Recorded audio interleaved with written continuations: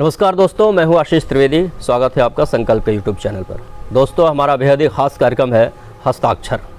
हस्ताक्षर की आज की इस कड़ी में हम आपको एक ऐसे साहित्यकार से मिलवाने जा रहे हैं जिन्होंने कविता, कहानी, गीत, उपन्यास, व्यंग, बहुत सारी विधाओं में आपने रचनाएं की हैं। जी हाँ, मैं बात कर रहा हूँ हमारे गाजीपुर जनपद के रहने वाले हैं डॉक्टर रामभदन राय जी। आपका बहुत बहुत स्वागत है, अभिनंदन है हमारे इस कार्यक्रम में। डॉक्टर रामभदन राय जी के बारे में मैं बताऊं कि इतिहास के विद्यार्थी रहे हैं, इतिहास के प्रोफेसर रहे हैं और उस इतिहास विभाग से आप रिटायर हुए हैं। बहुत सारी किताबें प्रकाशित हुई हैं आपकी। मुख्य रूप से जो किताबें प्रकाशित हुई हैं उसमें कहानी संग्रह है परांतः, भोजपुरी 12 मासा गीतों का संग्रह है फागुन भर हमसे मत बोला, शिवायन खंड काव्य है, एक महाकाव्य है आपका कृष्णायन। चूँकि कृष्ण जन्माष्टमी का त्यौहार चल रहा है तो कृष्णायन का बहुत ही महत्व रहा, बहुत जगहों पे उसको गाया गया है संगीतबद्ध तरीके से। फिरकी वाली उपन्यास है, इस उपन्यास पर नाटक का मंचन भी हो चुका है।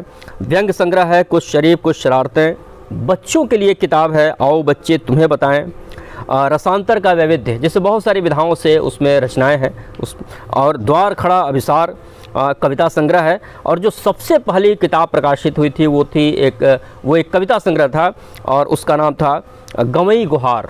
तो ये सारी रचनाएं रही हैं डॉक्टर साहब की। हम लोग बातचीत शुरू करेंगे। सबसे पहले तो डॉक्टर साहब हम आपसे ये जानना चाहेंगे कि आप इतिहास के विद्यार्थी रहे हैं, इतिहास आपने पढ़ाया है, इतिहास विषय रहा, प्रोफेसर से आप रिटायर हुए हैं।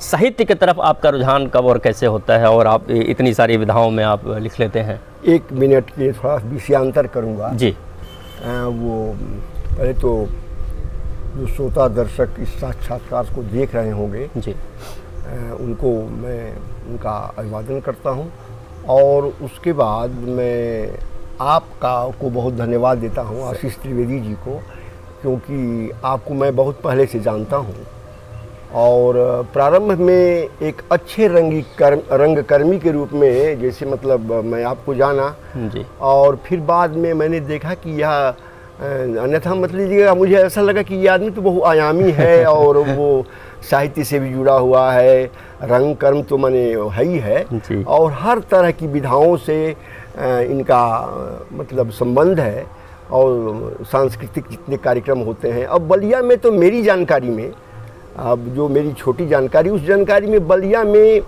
इस तरह के कार्यक्रमों को करने वाला, जैसे संकल्प इनकी एक संस्था है, उसको चला, बड़ी खुशी हुई। और इसलिए भी मैं धन्यवाद दे रहा हूं कि आप 30 किलोमीटर दूर से चलकर इस जोगा मुसाहिब जैसे मामूली गांव में मेरा साक्षात्कार लेने आप आए हैं, इसलिए भी आपको बहुत बहुत धन्यवाद। और कम से कम मैं बहुत आभारी भी हूँ कि भाई आपने मुझे इस लायक समझा। नहीं बिल्कुल सर, आप हाँ, अब आइए विषय पर जी। तो आपने ये कहा कि जैसे इतिहास का विद्यार्थी, तो मैं प्रारंभ में विज्ञान का था। अच्छा, प्रारंभ में विज्ञान का विद्यार्थी मैं इसलिए था कि मेरे गार्जियन जो थे, जो मुझे पैसा दे के पढ़ाते थे या जो भी, तो वो चाहते थे कि मैं वैज्ञानिक बनूँ या साइंस का वो बनूँ। तो साइंस से मेरा मन नहीं लगता था, तो फिर मैं आर्ट साइंस में आ गया। अब कैसे आया आर्ट साइंस में, अब ये इसकी भी एक लंबी कहानी है, इसमें मैं जाना नहीं चाहूँगा।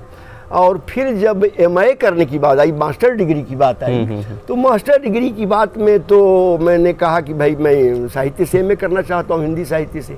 तो उन्होंने कहा कि अम्मा यार हिंदी साहित्य से फला जो हैं वो बेकार बैठे हुए हैं, तो ढेमाका जो हैं उनको कोई नहीं पूछ रहा है, इतिहास से MA करो, PCS करना, वो क्या है IAS की परीक्षा देना और तमाम उनकी अभिलाषाएं थी भाई, हर आदमी की इच्छाएं होती हैं। तो अब इसलिए मुझे इतिहास से MA करना पड़ा। तो जो भी हुआ ये है कि ईश्वर मेरे ऊपर मेहरबान रहा, क्योंकि इतिहास का ही मैं प्रोफेसर बना जी। तो इस तरह से अब मेरी मतलब जैसे मेरे पसंद का विषय ये नहीं है इतिहास मेरे पास, जबकि मैं इतिहास 40 साल पढ़ाया हूँ। 1973 में मेरी नियुक्ति गाजीपुर डिग्री कॉलेज में हुई थी, वहाँ से किन्हीं कारणों से मैं खड़ियाँ आ गया और यहाँ से सन 12 में मैं रिटायर हुआ। तो लंबे अवध तक मैं इतिहास पढ़ाया हूँ और जब पढ़ाया हूँ तो कुछ पढ़ना ही पड़ेगा ना, तभी पढ़ाओगे क्लास में। बिल्कुल। तो थोड़ी बहुत इसी नाते जानकारी भी इतिहास की है और शुरू से ही बल्कि अगर मैं कहूँ कि जैसे आपने पूछा कि आप साहित्य की तरफ रुझान आपकी कैसे हुई जी। तो इस प्रश्न के उत्तर में एक बात मुझे याद आ रही है। एक टीचर की वो खरड़िया में भवभूत द्विवेदी की विदाई थी इंटरमीडिएट कॉलेज में, और उस विदाई समारोह में डिग्री कॉलेज की ओर से मैं आमंत्रित था। मैं तो डिग्री कॉलेज में था, तो मुझे भी लोगों ने बुलाया था। अब द्विवेदी जी के बारे में सुना तो बहुत था, लेकिन उनका मैं विद्यार्थी था नहीं। अब मेरे दिमाग में यह था कि हमसे भी कुछ कहा जाएगा कहने के लिए, है ना। तो जाने से पहले लाइब्रेरी में जाकर मैंने एक कविता लिखी द्विवेदी जी पर, एक तुकबंदी लिखी। मैं वहाँ गया तो वहाँ एक बहुत अच्छे साहित्यकार गाजीपुर के डॉक्टर विवेकी राय उसमें थे। तो अब जब मुझसे कहा गया कि भैया आप कुछ कहिए, तो मैं खड़ा हुआ कहने के लिए, तो 2-4 मिनट उनके बारे में, द्विवेदी जी के बारे में जो सुना था बताया, और मैंने वो कविता, उनका विदाई समारोह था। मतलब भवभूत द्विवेदी जो थे उनका विदाई समारोह था, वो रिटायर हो गए थे। तो हमने जो कविता सुनाई उसका जो मथेरा है कविता का, ये जो पहली पंक्ति है वो मुझे याद है। हे प्रियवर जाने को कहते, हे प्रियवर जाने को कहते, यह कैसे हम माने, हृदय गेह के नेह द्वार से जाओ तो हम जाने। क्या बात है। यह कविता जब मैंने वहाँ पढ़ी तो विवेकी राय भी सुने, और जब हम लोग भोजन करने बैठे तो विवेकी राय ने मुझसे कहा, यार तुम तो बड़ा अच्छा बोल लेते हो, जो इतना अच्छा बोल लेते हो तो तुम लिख भी सकते हो, तुम कुछ लिखो, कविताएं लिखो, कहानी लिखो, व्यंग लिखो, या जो भी लिखो। तो इस तरह से मैं विवेकी राय का आभारी हूँ कि उन्होंने मुझे साहित्य के ये बड़ी बात है कि इतने बड़े साहित्यकार के सानिध्य में आपको पहली कविता पढ़ने का अवसर मिला लगा। तो इस तरह से धीरे धीरे रुझान हुआ। आप बिल्कुल बॉर्डर पे हैं गाजीपुर और बलिया के। जी हाँ। और आपकी रचनाओं में भी जितना गाजीपुर दिखता है उतना बलिया भी दिखता है। हाँ, अधिक दिखता है। अधिक दिखता है बलिया। तो बलिया से कुछ खास लगाव आपका? असल में बहुत बचपन में, अब गाजीपुर में, जौनपुर में, मिर्ज़ापुर में, आजमगढ़ में, बस्ती में, किसी जो आसपास की जिले हैं, कहीं ददरी जैसा मेला लगता है क्या? नहीं। ददरी तो बलिया में लगती है ना, बड़ा फेमस। और ददरी के पैरेलल अगर कोई मेला है तो जैसे महाकुंभ है, या सोनपुर का मेला है, सोनपुर में मेला लगता है। तो हम लोगों का लोकल, हमारे यहाँ जैसे कहीं जगह मिठाई का त्योहार होता है, तो सबसे बड़ा मिठाई का त्योहार हम लोगों के यहाँ पूर्णिमा ददरी के दिन होता है। आज भी जी, आज भी हमारे गांव में जितनी मिठाई की दुकानें हैं, जितनी उनकी मिठाई ददरी के दिन बिकेगी, पूर्णिमा के दिन, उतनी दशहरा के दिन नहीं बिकेगी, दिवाली के दिन नहीं बिकेगी, बिकेगी लेकिन उतना नहीं, उतनी नहीं बिकेगी। तो आज भी हमारा जो सबसे बड़ा त्योहार है मिठाई वगैरह का, वो ददरी है। हम लोग ददरी देखने जाते थे, मैं बच्चा था, इस तरह से आना जाना शुरू हुआ। फिर मैं 3 साल शुरू में मैं ISC में फेल हो गया। अच्छा। ISC में मैं फेल हो गया। मुझे आता तो जाता तो कुछ था नहीं, ना मैं फिजिक्स आती थी, ना केमिस्ट्री आती थी, ना सब, मैंने कुछ, तो मैं फेल हो गया। तो फिर आर्ट साइड में आया, तो 3 साल तो बलिया में पढ़ाई के दौरान रहा। और फिर B.Ed मैंने बलिया में एक नरेंद्र शास्त्री हुआ करते थे, बांसडी के थे। तो बांसडी के जो नरेंद्र शास्त्री साहब थे, वो मेरे इतने जिगरी दोस्त थे कि जैसे चिट्ठी लिखते थे तो एक बार उन्होंने लिखा कि अबे उल्लू के पट्टे, ऐसी घटना होगी। घटना थोड़ा सा जी। आपको, जैसे एक बहुत बड़े साहित्यकार बलिया में आए थे, कोई गजेटेड अधिकारी थे, शिवमूर्ति जी कसाई बाड़ा उनकी मशहूर कहानी, तो उनकी पोस्टिंग हुई थी। तो नरेंद्र शास्त्री ने चिट्ठी लिखा कि भाई आ जाओ जरा उनकी से मिला जाए। शिवमूर्ति जी से, बड़े अच्छे रचनाकार हैं, उनकी रचना प्रक्रिया कैसी मतलब पूछा जाएगा। तो हम थोड़े बजे हुए थे, तो मैंने एक पत्र लिखा। उस जमाने में तो मोबाइल वगैरह थी नहीं ना, उस समय तो बस चिट्ठी भेजना था, 3 दिन में 4 दिन में चिट्ठी पहुंचती थी। तो मैंने पत्र लिखा कि ऐसा है कि मैं नहीं आ पाऊंगा, तुम जाकर अकेले मिल लो, तुम जाकर अकेले मिल लो। तो तत्काल दूसरा पत्र आया। तो उस पत्र में जो एक लाइन हमको भूलती नहीं कि अबे उल्लू का पट्टा, तू अपने को प्रेमचंद समझता है? क्या बात है। तू अपने को शरद चंद्र बंकिम बाबू समझता है या निराला समझता है? क्या समझता है? इतना बड़ा साहित्यकार शहर में आया, मैं उससे मिलने के लिए कह रहा हूँ, और तू कह रहा है कि हम नहीं आ पा रहे हैं, जल्दी कल या परसों तक हाजिर हो जाओ। मैंने इस तरह से इतना मैंने क्लोज उनसे संबंध था कि मुझे उल्लू का पट्टा भी वो कह सकता था आदमी। अब सोच लीजिए। जी जी।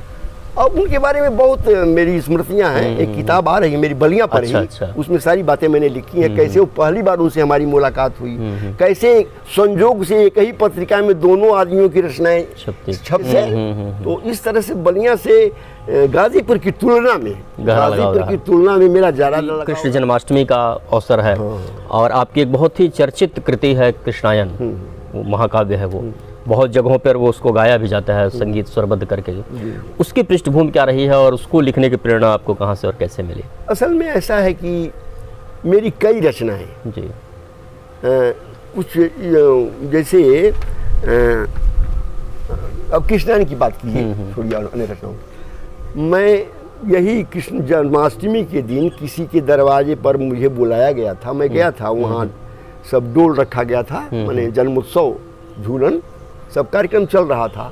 तो उस कार्यक्रम में मैंने देखा कि रामचरितमानस रख करके और 10-20 लोग घेरा बना करके झाल ढोलक हारमोनियम लेकर के गा रहे थे, पाठ हो रहा है उसका। और गा रहे थे तो गा क्या रहे थे कि नवमी तिथि मधुमास पुनीता, तो है अष्टमी गा रहे हो नवमी, है अष्टमी गा रहे हो नवमी, है भादो गा रहे हो चैत, मधुमास माने चैत होता है, चैत को मधुमास बोलते हैं। तो हमको बड़ा ये लगा, तो हमने कहा कि हमारे यार ये आप लोग क्या गा रहे हैं? अरे हंसुआ की विवाह में खुरपी का आप लोग गीत गा रहे हैं। तो उसी में किसी ने कहा कि आप भी तो लिखते हो, कुछ क्यों नहीं लिख बना डालते? तो शुरुआत तो मैंने की कि भाई कुछ गाने बजाने लायक, मतलब जैसे जन्मोत्सव जन्म के संदर्भ में कुछ बनाऊं, तो मैं बनाया, समझ रहे ना। और उसी रात को मैं, सब लोग उस जमाने में लाइन गांव में बिजली नहीं थी, बहुत पहले की बात बता रहे हैं, 2000 के आसपास की बात है। तो मैं आया और उसको लिखा, और लिखने के बाद उसको मैंने स्केच पेन से बड़े बड़े अक्षरों में लिखकर 2-3 बनाया, और बनाकर इन लोगों को कहा कि आप लोग गाइए मेरे सामने। अच्छा। तो एक जगह लोग बैठ के गाए, और जैसे रामचरितमानस गाया जाता है ना, उस तरह से अपना लोग गाए। कहीं कोई दिक्कत नहीं हुई,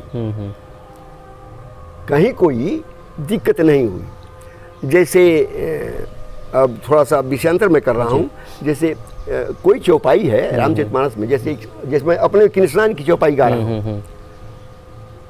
गोकुल नित नव मंगल छाए, मंगल निधि जब ते हरि आए। अब भगवान का जन्म हो चुका है, वो मथुरा से गोकुल आ गए हैं, कंस को पता नहीं है, वसुदेव जी पहुंचा गए हैं, कंस को पता नहीं है, नहीं। वहाँ की चौपाई है, अर्धाली है। गोकुल नित नव मंगल छाए, मंगल निधि जब ते हरि आए, बीथी बीथी बहु बजे बधाई, सुठी सोहर हर घर अंगनाई। ढोलक धमके पायल छमके, झमक झांझ हारमोनिया ममके, पीक बांसुरी रणन सरंगी, विविध गान गायन बहु। तो मतलब बिल्कुल एकदम हाँ, वही गा लेगा। तो इस तरह से सारी इसमें पूरी रचना। तो हमने अब उसमें जन्म ही नहीं लिया, और पूरे उनके जीवन वृत्त को, जो प्रमुख उनके कृष्ण के कार्य हैं, उनके जीवन के, वो हस्तिनापुर तक या इंद्रप्रस्थ तक, और द्वारिका का, और मैंने मथुरा गोकुल सब मैंने समेटा 7 भागों में, जैसे एक प्रबंध काव्य की रचना की जाती है। मुझे आनंद आने लगा जब मैं लिखने लगा, तो मुझे बड़ा आनंद आने लगा, है ना। ये महत्वपूर्ण है कि वो जो है कृष्णायन है, वहाँ जैसे रामचरितमानस गाया जाता है, उस तरीके से उसको यहाँ गांव-गांव में अलग अलग जगहों पे बहुत सारे, पूरे प्रदेश में इसको गाया जाता है, मंडलियाँ हैं इसको गाने वाली जो है, और टीम को बुलाया जाता है। आपकी एक बहुत ही महत्वपूर्ण पुस्तक है, उपन्यास है फिरकी वाली। फिरकी वाली वो दलित विमर्श पे है, एक तरह से डोम जाति को आपने उसमें जो है वो केंद्रित करके आपने उस उपन्यास को लिखा है। और जहाँ तक मैंने सुना है कि कुछ पात्रों से आपकी मुलाकात है उसमें, कुछ घटनाएं घटी ऐसी कि आपने उसको लिखा।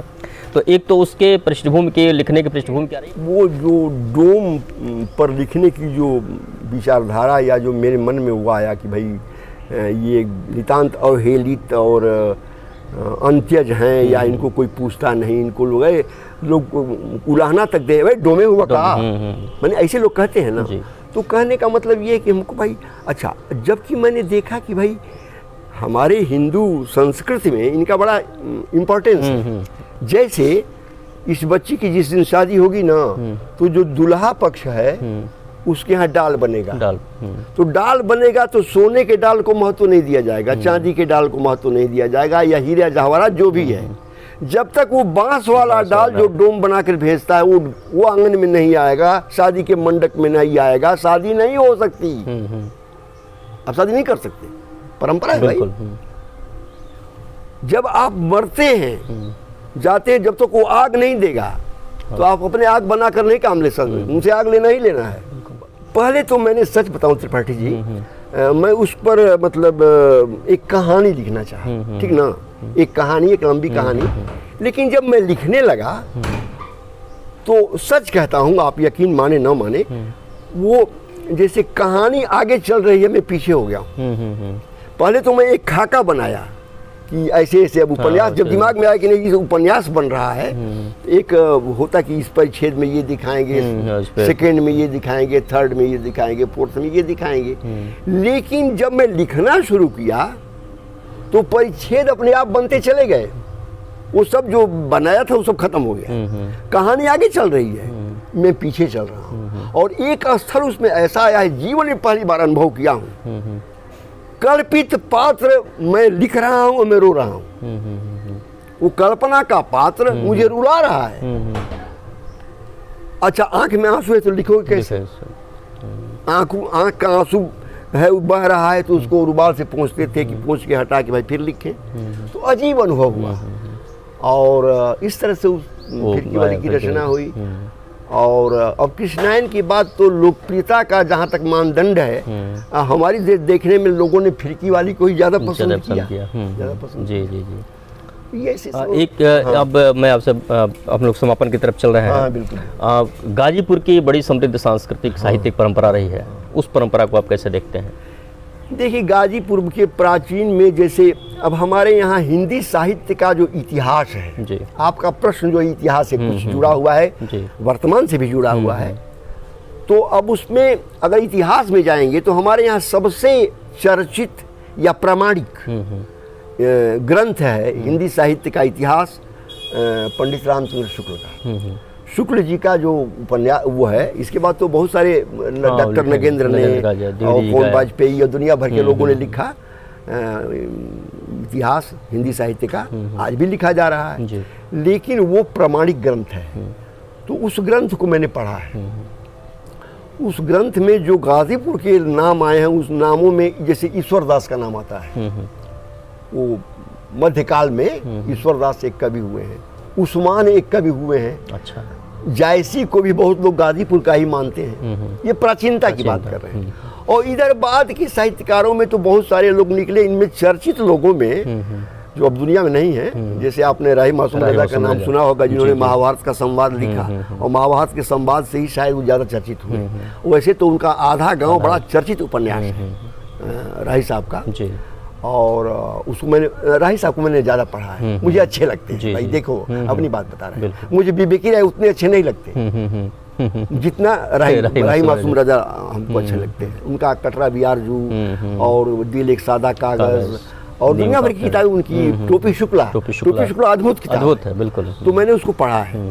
तो इस तरह से जैसे कुबेरनाथ राय है निबंध के मामले में, ललित निबंध के मामले में, पूरे हिंदी साहित्य में पहला नाम हजारी प्रसाद द्विवेदी का आता है, जो आपकी बलिया के हैं। दूसरे में कन्फ्लिक्ट है, मतलब कुछ लोग कहते हैं कि विद्यानिवास मिश्र जी, कुछ लोग कहते हैं कुबेरनाथ राय, कुछ लोग, माने तीन नाम ही प्रमुख हैं, हजारी प्रसाद द्विवेदी, कुबेरनाथ राय और विद्यानिवास मिश्र। और मैंने तीनों को पढ़ा है। तो असल में द्विवेदी जी जो हैं, इन दोनों लोगों से थोड़ा से हमको ज़्यादा मतलब अपील करते हैं। उसकी वजह यह है कि द्विवेदी जी के चारों उपन्यास में पढ़ा, उनके चार ही उपन्यास हैं। पुनर्नवा नामदास का पोथा, और मैंने चार उपन्यास हैं, चारों उपन्यास, और मुझे बड़ा अच्छा लगा। वो सब तो पौराणिक संदर्भों को लेकर हैं, लेकिन गजब की शैली है और गजब का लिखा है।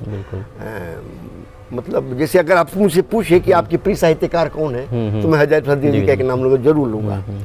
तो वो बहुआयामी। अच्छा, आपको शायद आश्चर्य हो कि निबंधकार के रूप में, उपन्यासकार के रूप में उनको लोग जानते हैं। जब उनकी रचनावली राजकमल से आई तो उसमें उनकी मैंने कविताएं पढ़ी हैं। जी जी। बहुत कम लोग जानते हैं कि हज़ार प्रसाद द्विवेदी कविता भी करते थे। तो इस तरह से मतलब अब अपने यहाँ तो जिसके बाद एस.बी. बेकिरा का नाम आता है, या अब तमाम लोग हैं। अब उमाशंकर तिवारी नवगीतकार हैं, और राम अवतार एक अच्छे उपन्यासकार हैं, अभी जीवित हैं। राम अवतार अभी जीवित हैं। और वो खामोश गाजीपुरी एक थे, अब तो गुजर गए हैं, दुनिया में नहीं है। तो इस तरह से तमाम लोग हुए हैं। एक आखिरी सवाल कि हमारी जो नई पीढ़ी है उनको आप क्या संदेश देना चाहेंगे? भाई देखो, सबसे ज़रूरी है पढ़ना।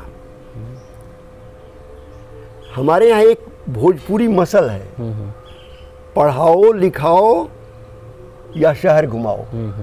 अथातो माँ घुमक्कर जिज्ञासा एक उनका पढ़ाई है जी।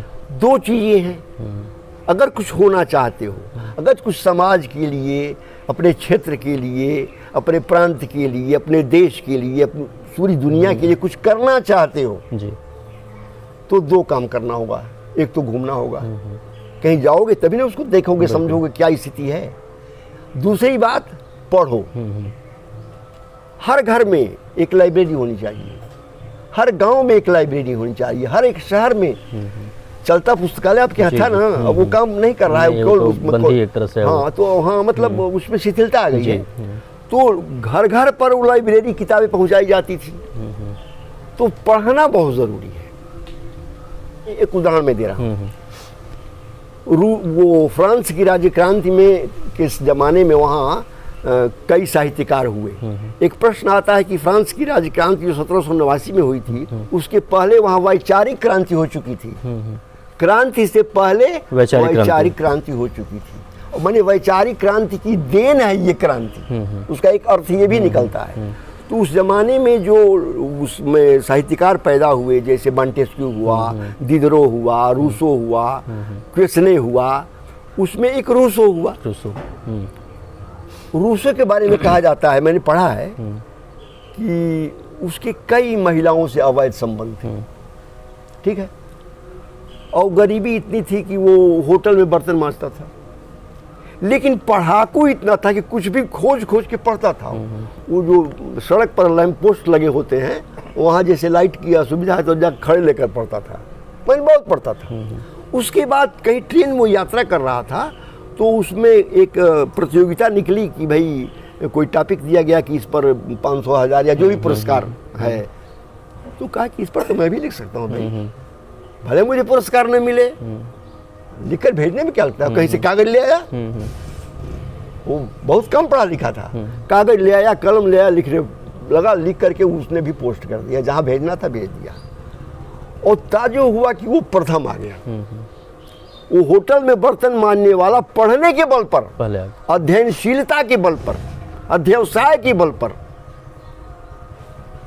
Man is born free but he is everywhere in chains, ये उसकी लाइन है। आदमी स्वतंत्र पैदा हुआ है, लेकिन हर जगह जंजीरों में जकड़ा हुआ है। बिल्कुल है, बिल्कुल। तो इस तरह का वो तो इस तरह से पढ़ना जो है, अध्ययन, भाई और भी काम करो, खेती करना है, दुकानदारी है, या सारा काम है, कुछ जीने खाने के लिए तो करने पड़ेंगे ना, वो सारी चीज़ें हैं, अपनी जगह पर है, करना चाहिए। लेकिन साथ में अध्ययन, अध्यवसाय, पठन पाठन। मैं युवा पीढ़ी को या आज के जनमानस को यही कहूँगा कि भाई जो नई पीढ़ी है कि भाई कुछ पढ़ो, कुछ ये है। जैसे अब वो आशीष त्रिवेदी का नाटक हो रहा है, कोई नाटक फलाने हाल में हो रहा है साहब, का नाटक घर में पढ़ ले, का नाटक का लो करी लो। अरे भाई जाके उसको देखो, उसकी कला को देखो, कैसे वो कर रहा है, कैसे उस अभिनय को जी रहा है, उसको जाकर देखो। तो ये देखना, घूमना, पढ़ना, तो इसको अवॉइड मत करो। जितना तुम्हें को समय मिलता है, अगर समय के अनुसार ही नहीं करोगे तो जो भी तुमको समय मिलता है उसको अध्यवसाय में लगाओ, पठन पाठ्य में लगाओ। यही मेरा। जी बिल्कुल। चलिए, बहुत बहुत धन्यवाद सर कि आपने हमें समय दिया, और बहुत सारी चीज़ें आपके रचना कर्म पे और साहित्य के बहुत सारी चीज़ों पे हम लोगों ने विस्तार से बातचीत किया, और निकल करके बात आई कि अगर जीवन में कुछ करना है, बेहतर करना है और बेहतर समाज का निर्माण करना है तो पढ़ना बहुत ज़रूरी है, सीखना और समझना बहुत ज़रूरी है। पुनः एक बार सर आपका बहुत बहुत धन्यवाद। और दोस्तों मिलते हैं फिर हम अगले एपिसोड में, तब तक के लिए आप सभी को नमस्कार।